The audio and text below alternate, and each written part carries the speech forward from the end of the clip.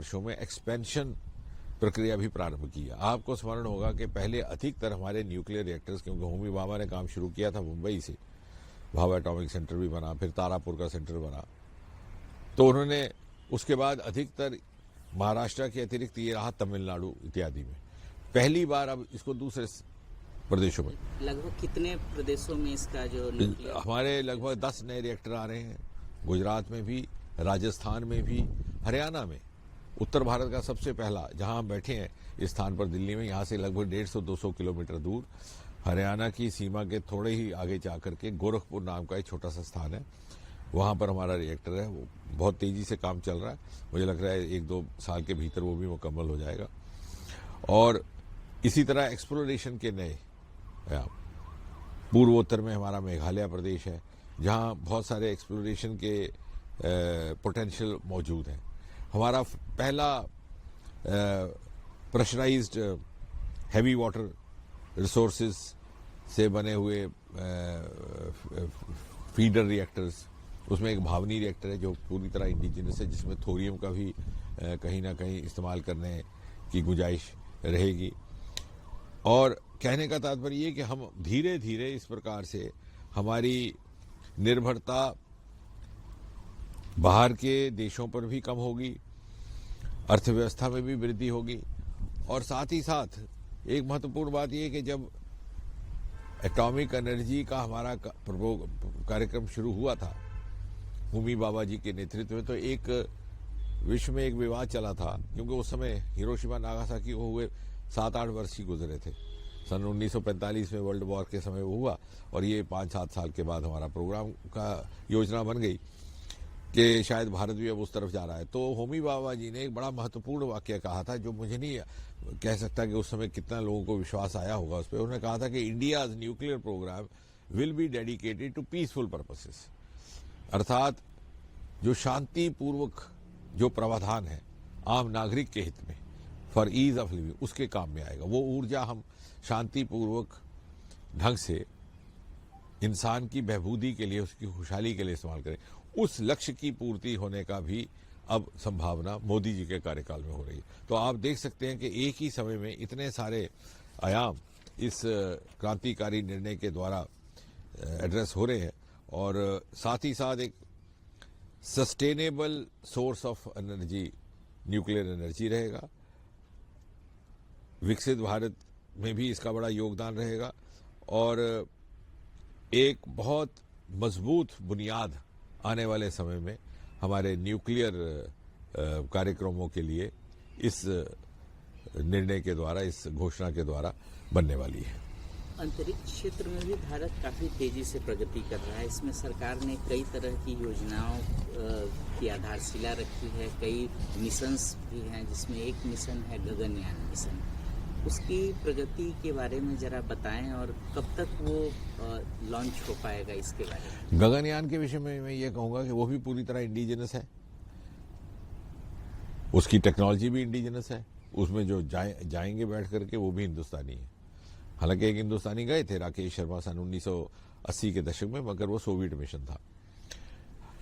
उसके यदि आप स्टेटस की बात कर रहे हैं, जैसे पूछ रहे हैं, तो इस समय उसके टेस्ट फ्लाइट्स जारी हैं, और मुझे लगता है कि ये साल आखिर तक, इस साल के अंत होने से पहले हमारा फाइनल टेस्ट फ्लाइट रहेगी, जो रोबो फ्लाइट होगी। एक महिला रोबो जाएंगी, उनका नाम रहेगा वयोमित्र, और वो सारे कार्य वहां करेंगे, टास्क जो कि बाद में जो असल मिशन होगा वो करेगा। एक तरह का ड्रेस रिहर्सल। और फिर अगले वर्ष हमारा गगनयान अंतरिक्ष में जाएगा। मैं ये बात फिर से जोड़ दूं आपके पहले प्रश्न के साथ कि ये 3 तरह के हमारे क्वांटम जंप हुए हैं पिछले 5-7 वर्षों में, जो मोदी जी के द्वारा जो हमें एक स्वतंत्रता मिली है काम करने की, और एक अनुकूल वातावरण, इनेबलिंग मिलियो मिला है, और जिस तरह से प्राइवेट सेक्टर को खुल करके इन्वॉल्व किया, उसका परिणाम है। उसमें एक तो अंतरिक्ष, हमारे अभी आने वाले समय में जो भी लाइनअप हुआ है, हमारा अंतरिक्ष में एक स्टेशन बनने वाला है अपना, जिसको भारतीय अंतरिक्ष स्टेशन कहा जाएगा। ये अंतरिक्ष स्टेशन है, ये कब तक? इसका तो भी समय लगेगा, सन 2035 तक का इसका शेड्यूल है। लेकिन हमारे जो स्टार्टअप्स हैं वो एक अलग से एक जीविका का भी एक अलग साधन बना है। तो स्पेस इकोनॉमी हमारी वर्तमान में मात्र 8 बिलियन यूएस डॉलर, पहले तो बिल्कुल ही कुछ नहीं थी, लेकिन अब इतनी तेजी से बढ़ने लग गया है कि विश्लेषकों का ये कहना है कि आने वाले 8-10 वर्ष में 5 गुना बढ़कर के हम 44 बिलियन यूएस डॉलर तक पहुंच जाएंगे। दूसरा प्रयोग हमारा रहा है बायोटेक्नोलॉजी में। जिस तरह से इसको प्राइवेट पार्टनर्स के लिए खोल दिया गया और एक इंटरफेस इन स्पेस स्थापित किया गया, उसी प्रकार बायोटेक्नोलॉजी में भी, चूंकि ये देखते हुए कि आने वाले समय में जो अगली क्रांति होगी, इंडस्ट्रियल रेवोल्यूशन, वो बायो इकोनॉमी ड्रिवन होगी, वहां पर भी इन स्पेस की तर्ज पर एक बायरैक नाम का इंटरफेस बना, जो कि पब्लिक प्राइवेट के बीच में कोलैबोरेशन करता है, और उसके तहत आपकी वैक्सीन बने हैं। ये कोविड का वैक्सीन, HPV वैक्सीन जो सर्वाइकल कैंसर का है, पहली बार हिंदुस्तान से एंटीबायोटिक बनी है नेफिथ्रोमाइसिन, और ये सारे काम प्राइवेट सेक्टर के कोलैबोरेशन से हो रहे हैं। नेफिथ्रोमाइसिन एक ऐसी एंटीबायोटिक जो पूरी तरह उसका प्रयोग, उसका ट्रायल, उसकी पूरी की पूरी टेक्नोलॉजी भारतीय थी, और बाद में भारत में ही एक फार्मा कंपनी के साथ उसका मैन्युफैक्चरिंग का काम शुरू हुआ। और तीसरा ये अब न्यूक्लियर का रहेगा। तो ये जो हमारे 5-7 वर्ष का अनुभव है पब्लिक प्राइवेट पार्टिसिपेशन में खुल करके काम करने का, और जिससे उसे हमें एक सुखद परिणाम प्राप्त हुए हैं, उसी उत्साह के साथ, उसी साहस के साथ अब हम न्यूक्लियर के क्षेत्र में भी आगे बढ़ने की स्थिति में हैं। एक तो महत्वपूर्ण पहल है नेक्स्ट जनरेशन लॉन्च व्हीकल, इसके बारे में जरा, इसकी प्रगति के बारे में। नेक्स्ट जनरेशन लॉन्च व्हीकल्स के लिए हुआ ये कि जैसे मैंने कहा कि साधनों का अभाव था और बड़ी धीमी गति से प्रगति हो रही थी। सन 1969 में इसरो की स्थापना हुई। सन 1971 में पहला हमारा लॉन्च हुआ, हालांकि हमारा लॉन्चिंग पैड नहीं था, फिर कई लंबा एक अंतराल गुजरा। 1993-92 तक जाकर के पहला हमारा लॉन्चिंग पैड बना। शायद पिछली सरकारों की प्राथमिकता में नहीं था, और इस सेक्टर को बहुत ही अभाव, बहुत ही सीमित साधनों के साथ काम करने पर ये की स्थिति में ये रहा।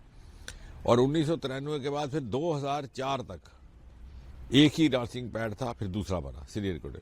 अब ये है कि जब हम न्यू जनरेशन लाएंगे, जैसे भारत अंतरिक्ष स्टेशन, उसके लिए भारी रॉकेट होंगे, उनका साइज भी बड़ा होगा, वजन भी बड़ा होगा, उसके लिए जगह भी बड़ी होगी, टेस्ट फायर होते हैं, एक दूसरे से उनकी दूरी भी, जब उनको रखेंगे हम स्टेशन, वो भी, तो हमें एक बड़ा लॉन्चिंग पैड चाहिए। उसके ऊपर भी काम मोदी जी की अनुमति से कैबिनेट में एक लाया गया प्रस्ताव, और उसकी मंजूरी हमें प्राप्त हुई, उसका काम शुरू हो गया।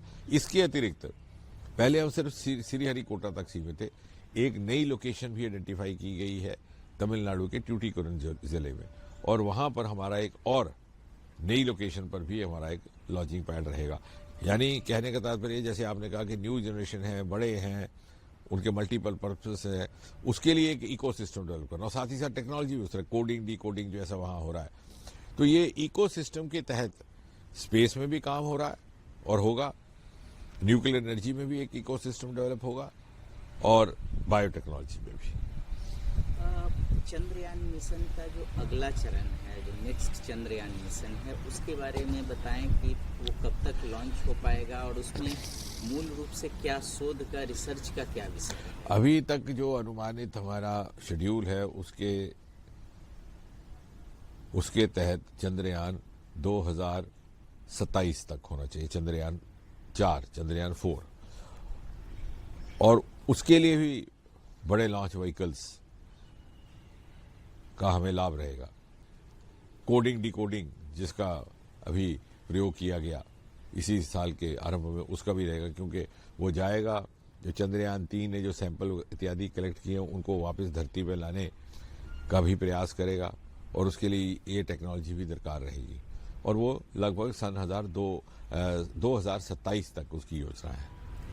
समुद्र मिशन एक लॉन्च करने का एक महत्वपूर्ण विषय रहा है, उसमें कहाँ तक प्रगति? ये आपने बहुत बढ़िया पूछा कि चौथा आयाम ये जुड़ रहा है, क्योंकि अगर आने वाले समय में यदि हमने अपनी इकोनॉमी को आगे ले जाना है, तो उन सेक्टर्स के माध्यम से जो अभी पूरी तरह से ना तराशेंगे ना पिछली सरकारों की प्राथमिकता में, उसमें स्पेस एक आ गया, न्यूक्लियर एनर्जी दूसरा आया, बायोटेक्नोलॉजी तीसरा आया, और चौथा रहेगा हमारा डीप सी मिशन, क्योंकि 7500 किलोमीटर लंबा हमारा समुद्री तट है, और उसके अंदर अपार संपत्ति है, मेटल्स, मिनरल्स, बायोडाइवर्सिटी, फिशरीज, और मुझे लगता है कि हम उसको पूरी तरह से तलाशें तो हम 2047 से पहले ही उस शिखर पटल पर पहुंच जाएंगे, और उसके लिए भी पहली बार हुआ है। और डीप सी मिशन हमारा प्रारंभ हो चुका है। प्रधानमंत्री जी ने उसकी घोषणा लाल किले से की थी, और अनुमान यह है कि अगले वर्ष 2026 में जहां एक और हमारा भारतीय मूल का व्यक्ति एक अंतरिक्ष में जाएगा, उसी समय हमारा एक डीप सी में एक मानव, हिंदुस्तानी मानव जाएगा 500 मीटर तक, क्योंकि जो मैक्सिमम डेप्थ रहती है वो लगभग 5-6 हज़ार मीटर। तो पहले चरण में 500 तक जाएगा, उसके फिर 1-2 साल के बाद वो 6,000-5,000 मीटर तक भी जा पाएगा। अभी हमने एक सूर्य मिशन भी लॉन्च किया है, आगे हम वीनस मिशन लॉन्च करने की बात कर रहे हैं। इन दोनों के बारे में जरा बताइए। वीनस मिशन तो अभी हमारा थोड़ा समय लगेगा, सन 2028 तक उसकी योजना है, लेकिन सूरज मिशन हमारा लॉन्च हो चुका। हम दुनिया में तीसरे थे, अमेरिका और चाइना के बाद। उसके बाद चौथा एक अभी गया है, जो हुआ लॉन्च हिंदुस्तान से है, लेकिन यूरोपियन मिशन, यूरोपियन सैटेलाइट है, और वो भी अपनी निर्धारित जहां पर उसकी पोजीशनिंग करने की योजना थी वहीं पर वो कायम है, और बड़ी महत्वपूर्ण जानकारियां वो भेज रहा है। अमर उजाला जीवांजलि के सारथी की मदद लें और महाकुंभ में स्नान जरूर करें।